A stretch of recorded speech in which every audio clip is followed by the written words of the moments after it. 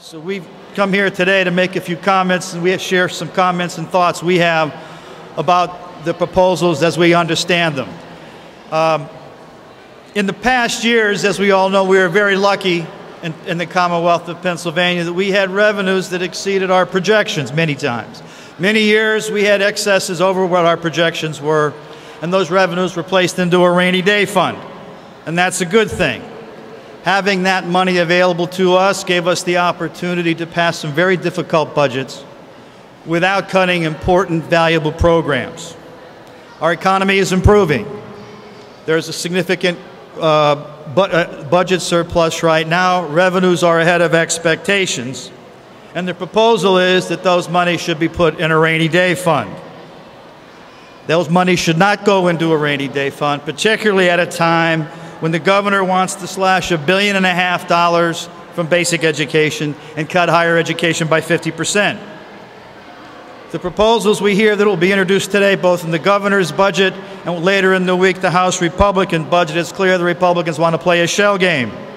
They're planning to introduce a budget this week that still cuts education, basic education, hundreds of millions of dollars, and they will claim they are restoring funds.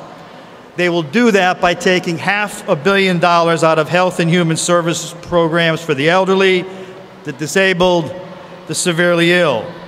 They are talking about cuts to programs for the disabled, for nursing homes and long-term care. That's a significant burden on the people who are already the most vulnerable among us. The House Republicans want us to make a false choice.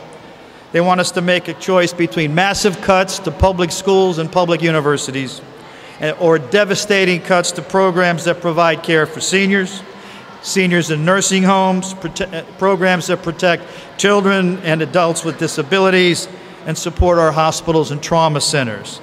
Either way, middle-class families lose. It's simply not right. Make no mistake about it, the House Republican budget cuts are unprecedented. They hurt children in our public schools, they hurt children and students attending our public universities, and families with parents in nursing homes. And they will significantly increase local taxes. Corbett's elimination of the accountability block grant means many schools no longer will be able to offer full-day kindergarten. Rather than use the budget surplus to maintain the block grant program, Republicans say they will put a little money back by taking it from other programs. Corbett's cuts will force local property tax increases across the state, placing an even greater burden on middle-class families and retirees who are already struggling to make ends meet. Corbett's cuts to universities will dismantle the framework of public higher education in Pennsylvania, and for those state-owned universities, if these cuts are implemented, could even result in a few of those schools closing. It will definitely force significant tuition hikes for Pennsylvania students. Governor Corbett's cuts to basic education and higher education make the American dream much harder to reach in Pennsylvania. The House Republican budget will hurt women, children, seniors, and our most vulnerable citizens. It is nothing more than robbing Peter to pay Paul. They will cut $500 million from programs that provide for seniors in nursing homes, protect children and adults with disabilities, and support hospitals and trauma centers.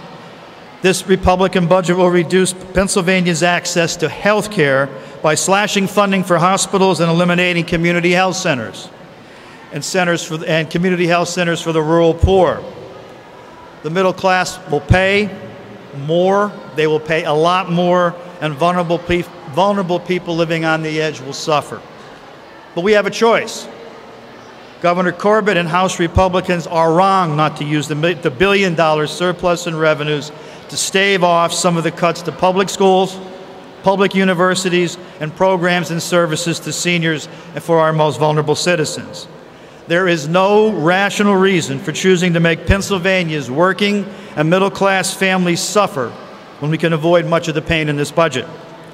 It is obvious that Tom Corbett and House Republicans are being guided by an extremist political ideology rather than the best interests of Pennsylvania's taxpayers and families. Even the Senate Republicans agree that it is only right to use the tax dollars we already have to soften the impact of this difficult budget on Pennsylvania's families. We don't need to make the governor's false choice. All we need to do is make corporations in Pennsylvania pay their fair share. A prime example of the corporate welfare anti-middle class budget is Corbett's unilateral decision to pay out an additional $200 million in a business tax break for equipment depreciation. That's a brand new $200 million tax breaks for businesses. Where is the tax break for the average middle-class working family?